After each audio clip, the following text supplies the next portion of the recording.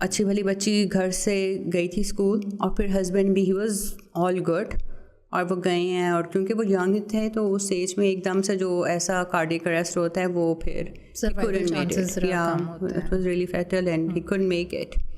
اس کے بعد تو پھر مہوش بہت آپ کی لائف بالکل چینج ہو گئی, اپ سائڈ ڈاؤن, جسے کہتے ہیں نا آسمان سر پہ ٹوٹ پڑے. اور وہ دن مجھے ابھی تک یاد ہیں کہ میں کیسے گھر گئی, میں نے بچوں کو بتایا, ہم کتنا روئے. اور پھر میری امی آئیں, انہوں نے کہا کہ آپ میرے گھر آ جاؤ. میرے گھر اوپر کا فلور تھا, فرسٹ فلور, تو شی سیڈ کہ میں تو اس سیڑھیاں نہیں چڑھ سکتی, تم اوپر ہماری طرف شفٹ کر لو. تو مطلب اس سارے ٹراما میں اور اس کیوس میں ہم نے اپنی چیزیں اٹھائیں, ہم امی کی طرف گئے. وہ ایک عجیب سا بس سب کچھ بہت عجیب تھا. And it doesn't make any sense to اس کہ ایک دم سے ہماری دنیا ہی جیسے بس ختم ہو گئی ہے, ہو جاتا ہے کہ کیا کس ڈائریکشن میں جائے نا, ڈائریکشن نہیں مل رہی ہوتی اس ٹائم پہ, کچھ سمجھ نہیں اس وقت آ رہی تھی. اینی ویز بچے بھی بہت چھوٹے تھے. پھر اچھا جب میری ہسبینڈ کی ڈیتھ ہوئی تو وہ تھا اس دن شب برات کا دن تھا, تو 15 دن کے بعد روزے شروع ہو گئے اور پھر عید آ گئی. اور عید کے بعد جو تھی وہ گرمیوں کی چھٹیوں کا ٹائم چل رہا تھا, اٹ واز ان جون. تو میں اپنے بچوں کے اسکول چلی گئی اور میں نے ان کی پرنسپل سے ہیڈ سے بات کی.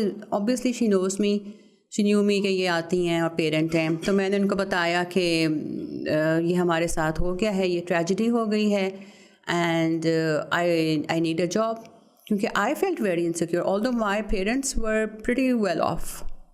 مجھے ایسا بٹ آئی ڈونٹ نو کہ کچھ سچویشن ایسی ہوتی کہ آئی فیلٹ سو انسیکیور کہ پتہ نہیں کیا ہوگا. نہیں اوبویسلی یہ دیکھیں ایک میرڈ لائف انسان گزارا ہوتا ہے اور آپ کا companion all of a sudden چلا جائے, ٹھیک ہے نا. دیکھیں جب آپ کی بیٹی کی ڈیتھ ہوئی تو آئی تھنک سو کہ وہ تھے وہاں پہ, آپ کو ایک فیلنگ ہوتی ہے نا کہ ہی از دیئر.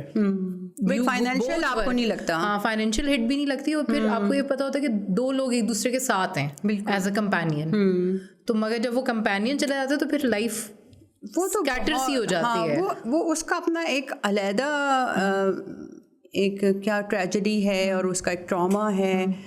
اور ہسبینڈ کا جانا بہت سارے لیولز پہ ہے, لیکن یہ کہ میرے خیال میں وہ بچوں کے لیے بھی بہت بڑا لاس تھا.